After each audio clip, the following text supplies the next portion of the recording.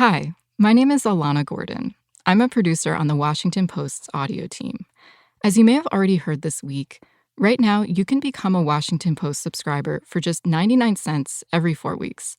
And if you sign up by going to the link in our show notes or to washingtonpost.com/subscribe, it's a way to say that you value great journalism and the work that you enjoy listening to. If you've thought about subscribing, there's no better time. That deal will soon be over. Again, you can go to washingtonpost.com/subscribe or look for the link in our show notes. Thank you. And here's today's show. I want to start by asking you guys if you are coffee drinkers. I am. I'm not. You're not. I am wondering if you have ever considered the new Rudy Giuliani coffee that just came out this week. Have you guys heard about this? It's so good you can drink it black. That's what he says. So good you can drink it black. I have not considered that. And he describes his coffee as a way to support truth, justice, and American democracy, which you can make of that what you will. I'm curious, if there were any politician's personal brand of coffee that you would drink, what do you think it would be? You know, the problem with political coffee, I've had Black Rifle coffee, which is like another like kind of MAGA conservative brand, is they're always trying to be bold and tough, and you kind of just burn the beans. Like that's, you get like bad Like, do you want your beans. coffee to be tough? I don't want my coffee. I want it to be sweet. Snowflake coffee, Yeah, some might say. I guess so.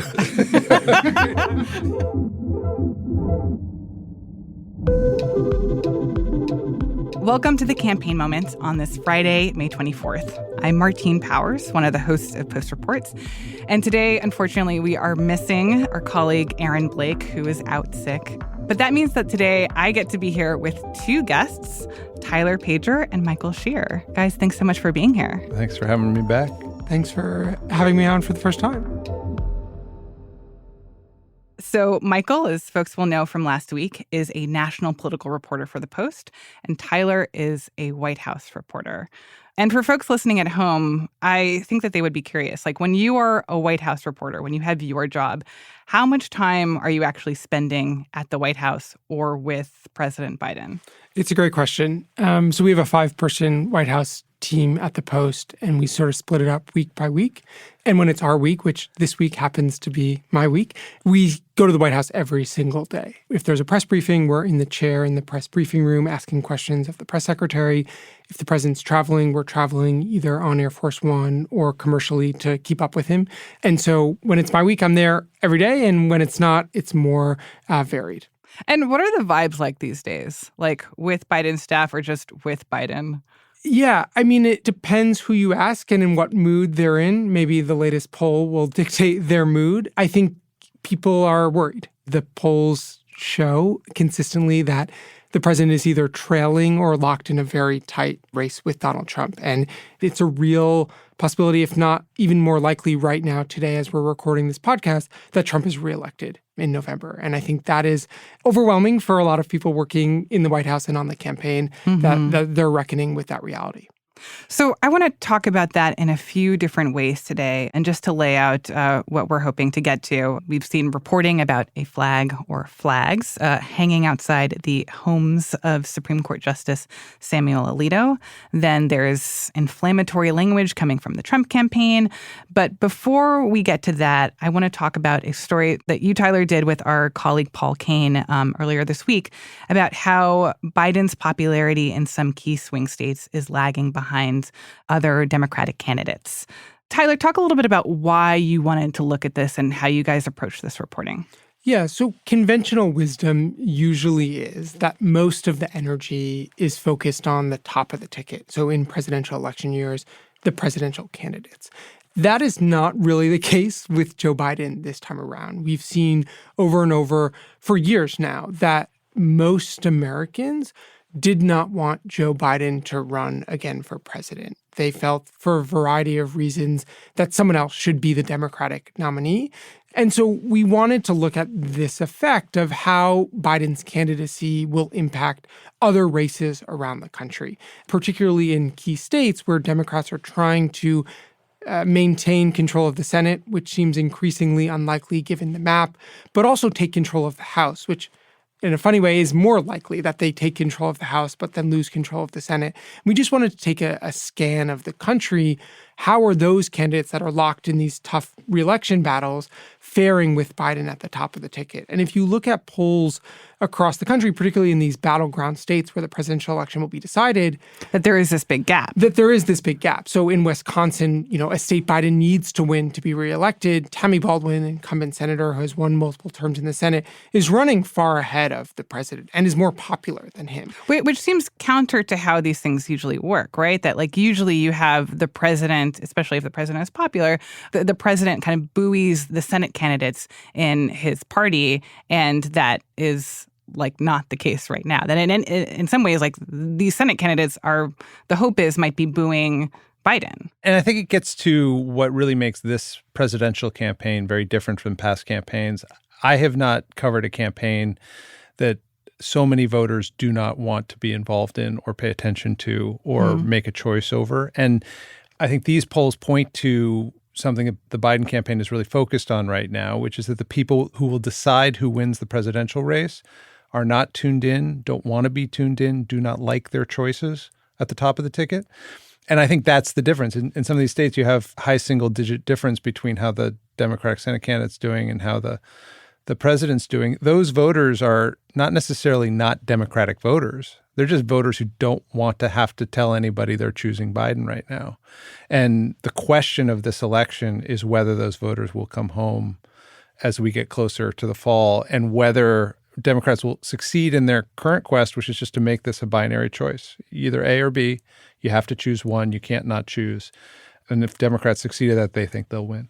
One of the other interesting things that we found in our reporting, you mentioned our colleague Paul Kane, he spoke to a lot of House Democrats who are running in districts that they will win. They will win by maybe even double digits, but they say they're in overdrive because they want to energize even more voters to turn out for their races in the hope that that gets them to the ballot box to vote for Joe Biden. So there's this even other effect where Democratic candidates, Democratic representatives realize Biden is not popular. There are not a lot of people, particularly the key voting box, communities of color, younger voters, running to the ballot box eager to vote for Joe Biden. That energy and enthusiasm just doesn't exist. And it's really never existed for Joe Biden in a substantive way. But they're hoping that some of these other candidates who do have excitement, who are driving some popularity, will get more people to turn out for them, thereby helping Joe Biden as well. And to get back to Michael's point, it's hard to imagine or hard to remember another presidential election where there was so much of a focus on down ballot races or ballot questions, things like the abortion issue being hashed out in various states, that like these down ballot questions become critical to this idea of like, are there enough reasons for people to show up at the polls to vote for president if they don't actually want to vote for president? Like, what are the other ways that you can sort of entice people to care about this election? It's truly a remarkable moment in which they're trying to distract people from the main event. The main event is the presidential election. We are deciding who's going to be the commander-in-chief for the next 4 years. But people just don't want to pay attention to that. They want, as Michael said, nothing to do with it. So it's like a basket of goodies of other things. Well, in Nevada or Arizona or Florida, you can vote to protect abortion rights, but also vote for the president of the United States as well. Or you can vote for this exciting, young, dynamic candidate in a House race, but also, oh, hey, you should also vote for Joe Biden or Donald Trump. It's just really a remarkable moment. It's also scrambled the strategies that the campaigns are using, I think. Traditionally, if you have more money in the spring of a presidential year, you throw it on television because your opponent doesn't have the money to respond. You can help define the opponent however you want to define them. Biden's kind of been doing that. He spent $25 million, hasn't done anything for the polls. Like, there's just no evidence really that the polls are moving as a response to it. Because it's like both of these people have been president already, right? Like, how much can an ad shape how people see Biden? They're very well-defined candidates. And like I said, the people who are going to move the polls aren't paying attention. They don't want, they see the ad, they don't want to think about it. And so there's this debate now within Democratic circles about whether some of that money could be better used, like focus on the dog catcher candidate. Let's bring out even like there's a group called Run for Something that's been doing a lot of like hyper-local recruitment and Democratic races. And they've been arguing now that Democrats should spend less money on TV early, more money in these super local races, because maybe the bottom could push people into the interesting. marketplace. Like the best way to spend money to help Joe Biden is not an ad that advertises Joe Biden, but instead an ad that advertises somebody else. A city council candidate. Makes you care about something that will get you to show up in November. Or just investing in the resources of ensuring that there's a Democratic candidate running in every local race. I spoke to the chair of the North Carolina Democratic Party, and one of the things she was bragging about was that she has candidates running for all of these local races, state house races, other sorts of races that can get people out to the ballot box, that there's even someone to vote for, even if they don't win, boosting the turnout because they have someone to vote for. It's the same thing in Wisconsin. Some of the gerrymandering, the legislative districts have changed. Democrats there say that that's also helpful to the broader party building effort. But it's truly, as Michael said, scrambled the way that you think about traditional campaigning in a presidential cycle. So let me ask this. Is the same thing happening for Trump? Is Trump dragging down some Republican, Senate candidates, for example? And is there the same sort of expectation that some of these candidates will help buoy Trump in November? I would say it's a little more complicated on the Republican side. If Trump were generic MAGA Republican, like not Trump, just generic MAGA Republican, we've had a number of test cases since 2016, 2018, 2022 that show basically that candidate doesn't do very well, especially in these states. Lost in Arizona, lost in Pennsylvania, lost in, Wisconsin, Michigan, all these places, generic candidate doesn't do well. The thing that is unknown about Trump is whether he has the ability to reach out beyond normal voters, people who regularly vote because he's Trump, because he's a celebrity, because he monopolizes everyone's attention, and really drive up enthusiasm. There was a weird thing in the 2020 election where Trump lost the popular vote and the Republican House actually overperformed. People were sort of shocked by the number of seats Republicans in the House won. One argument for that is that he was able to bring out people in California, to vote in these districts that were, they were picking up seats in the House where it didn't matter in the Electoral College vote, but he was just able to bring voters in. So I think it's a very different equation on the Republican side. And it's much more a question of whether Trump himself can get people excited to vote. I mean, one of the real dynamics of this race right now, which I think people are still trying to get their heads around, is traditionally the higher the turnout, the better Democrats did, right? So midterm elections during the years of George W. Bush and Barack Obama, lower turnout elections, Republicans did better. Mm-hmm. That's totally flipped.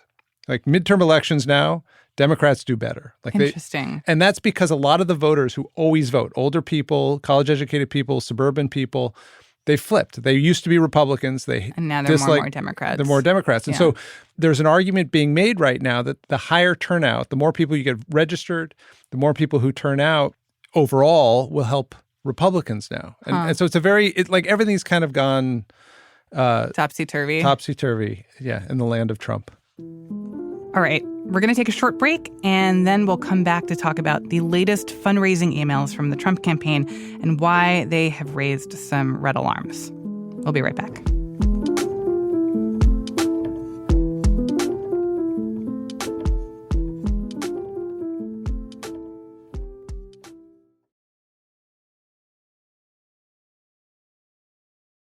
So while the Biden campaign is problem solving and trying to woo the voters that he needs to win key swing states, the Trump campaign used some extremely questionable language this week in its communications. Michael, can you explain what exactly it was that his campaign said?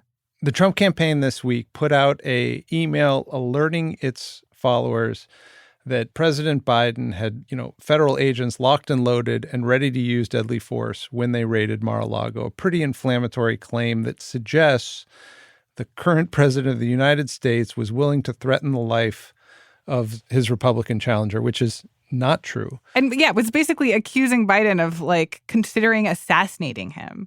And give me money. Click here for $5 donation. Help me fight back. Yes. And so I think for a lot of people, this felt completely out of left field. Where did this come from? This locked and loaded language? Why is Trump accusing Biden of considering having him killed? So a couple of years ago, there was a raid on Mar-a-Lago because former President Trump was allegedly keeping classified documents improperly. The Justice Department had asked for the documents to be returned. They had not been returned, so the FBI authorizes a raid. I think a lot of people remember this moment of the federal agents showing up outside his house and taking all these boxes of stuff out of his house. Before the raid, there was paper exchanged internally in the FBI about what to do under various scenarios. And this is standard language the FBI uses. If the FBI is raiding your home and you threaten an FBI agent, the FBI is authorized to fight back and to use lethal force. And so these documents that were internal FBI documents that, again, use standard language for almost any FBI raid came out in a court proceeding that is going on in Florida this week.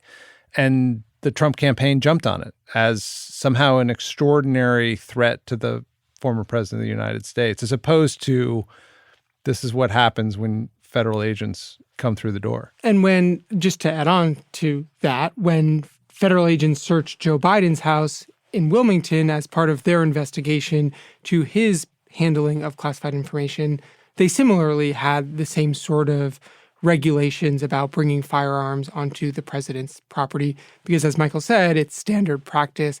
When FBI agents are executing a search of anything, they're always carrying weapons.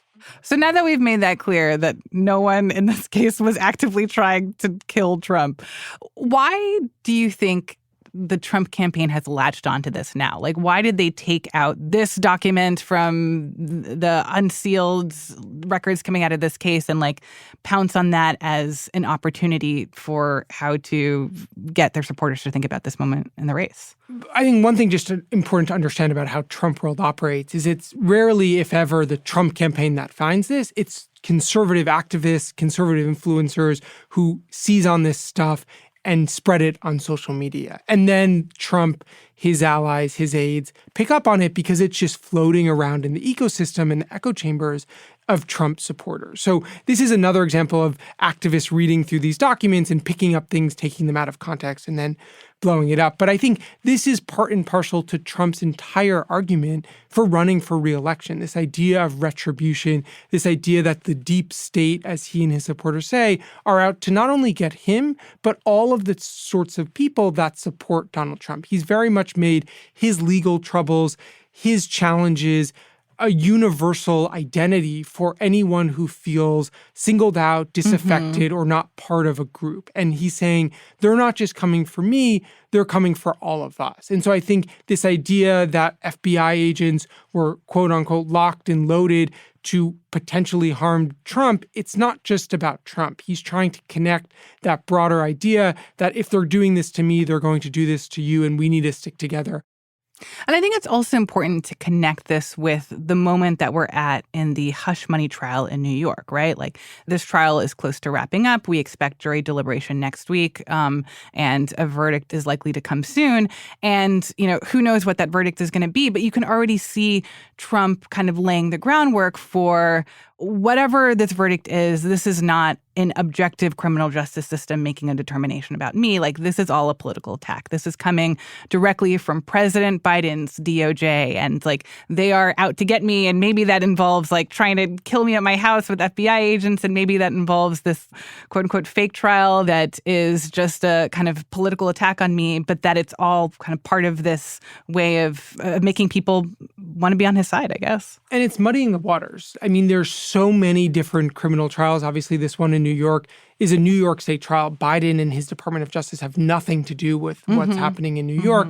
And obviously, the Department of Justice is the one prosecuting Trump in Florida and in D.C. for two different cases. And then there's the Atlanta case, which is also totally separate. But Trump... To be fair, it's like clear to make this all muddy because it is very confusing. It is very complicated. It's very easy for most Americans to not differentiate between these cases. And Trump, every time he links them together or blames Biden for them, it's understandable that most Americans would not exactly understand what he's referring to because it is inherently very complicated. He also loves blaming his opponents on whatever they're attacking him for. And if you remember, there was that Supreme Court argument just a few weeks ago in which Trump's lawyers were arguing that the president of the United States could have legal authority to kill an opponent.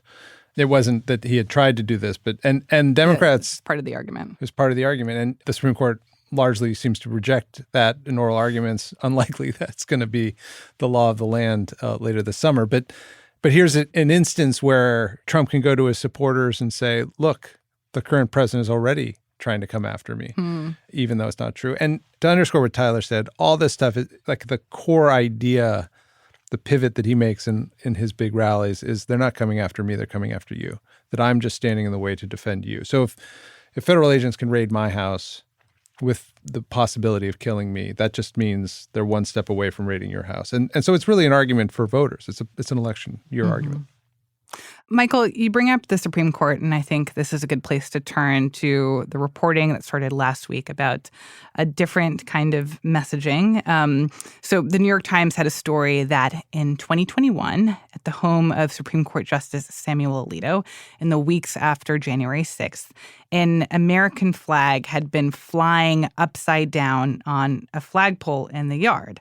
And as a lot of people recall, at the time, that was kind of considered a symbol for Stop the Steal supporters. And it was the sign that was seen at the insurrection. Alito, in a statement to the Times, said that this was because his wife had displayed the upside-down flag because she was upset about some other yard signs that some of her neighbors had. But I'm curious to get your reactions on this first piece of news. And, of course, then there's also been an update.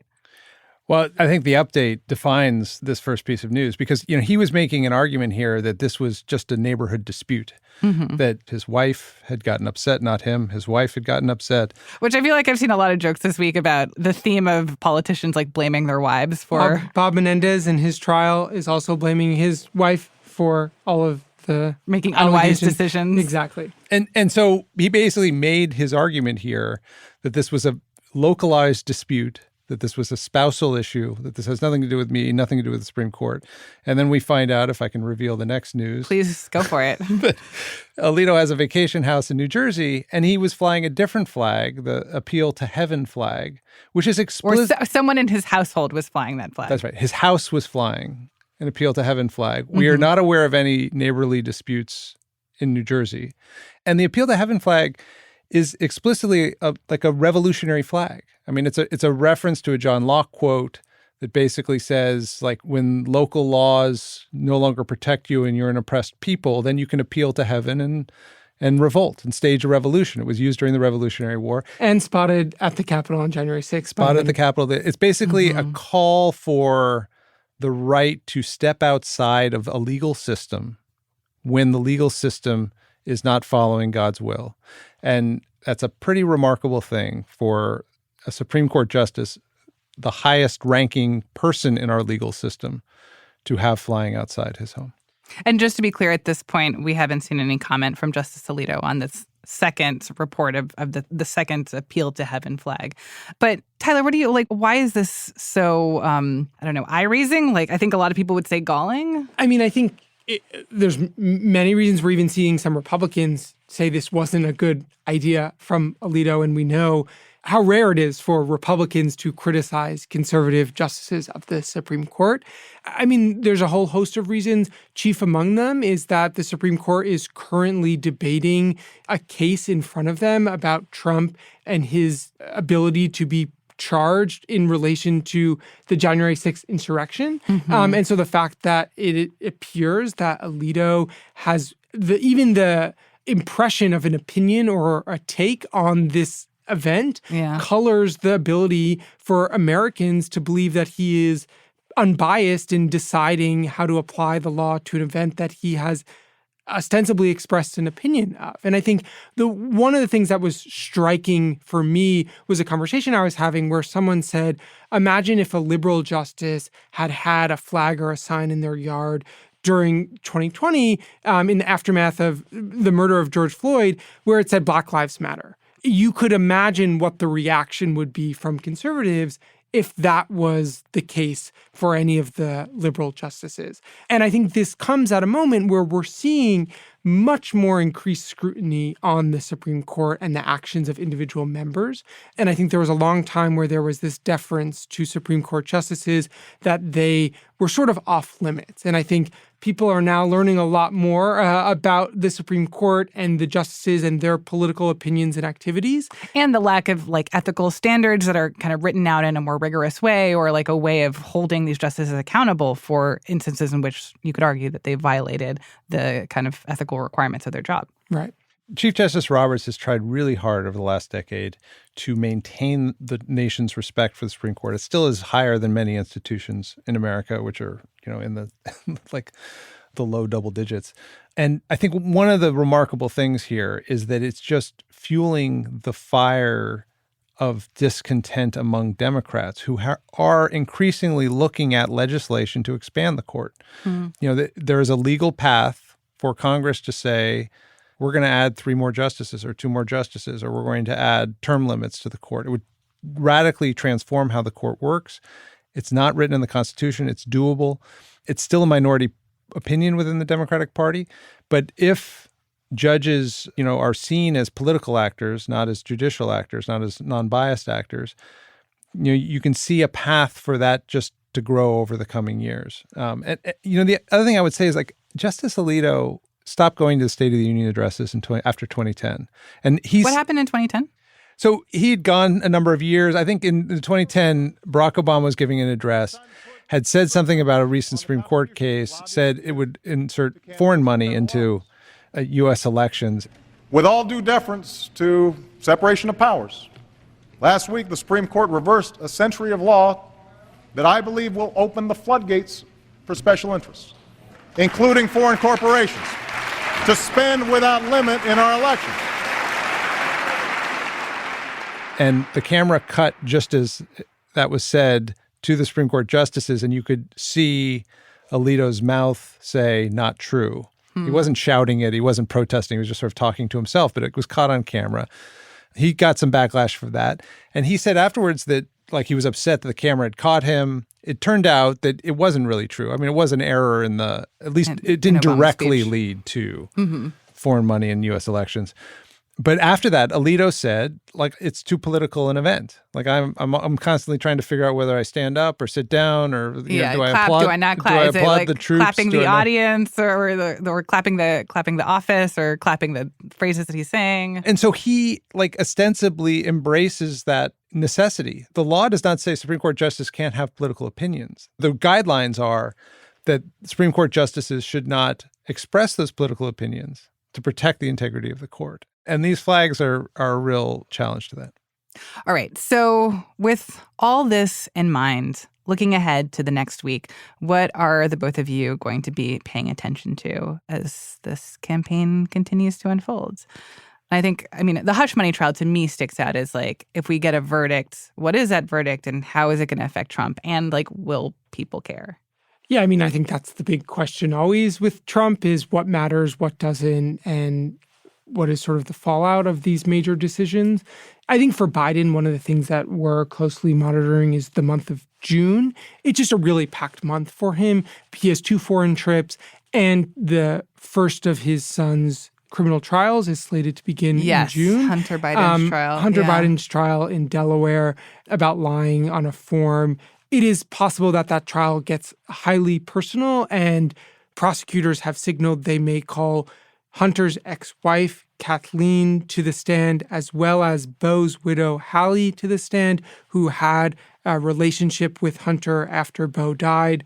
And it would just be quite the moment to see Hunter on trial and his ex-wife and Beau's widow testifying to help the prosecutors potentially convict Joe Biden's son.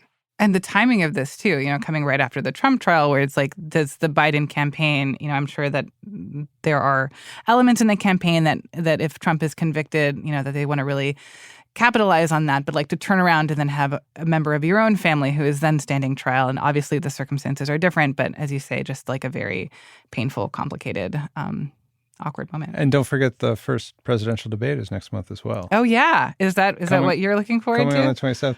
I got the impression last week that debates were not exactly the most thrilling prospect for you. No, I'm excited about it. I think I'm excited for the legal moves of Robert Kennedy Jr., who seems likely to sue CNN over the tweet qualifications. Though the poll on Wednesday didn't help him. But he did get a poll on Thursday that puts him at 3 out of 4 that he needs to get on the CNN debate stage. All right. Guys, thank you so much to both of you for being here. This was so lovely chatting. Thanks for having us. Go have a cup of coffee. Michael Scherer is a national political reporter, and Tyler Pager is a White House reporter for The Post. And our usual compatriot, Aaron Blake, will hopefully be back soon. But in the meantime, you should definitely subscribe to his newsletter, The Campaign Moment. You can find the link for that in our show notes and at postreports.com. And also, if you are tuning in via Post Reports, make sure that you are following the Campaign Moment podcast itself. That's where we're going to be dropping extra episodes as the campaign season picks up. So be sure to look for that podcast wherever you listen. Today's episode was produced by Ted Muldoon, along with the newest member of our team, Laura Benshoff. It was mixed by Rennie Svirnovskiy. It was edited by Renita Jablonski and Mary Jo Murphy. Our team also includes Maggie Penman, Rena Flores, Lucy Perkins, Monica Campbell, Alana Gordon, Ariel Plotnick, Bishop Sand, Sabby Robinson, Emma Talkoff, Sean Carter, Peter Bresnan, Allison Michaels, and Alahe Izadi. I'm Martine Powers. Have a great Memorial Day. If you're a barbecue person, enjoy the barbecue and tell other people who are hanging with you about the campaign moment. Thanks so much.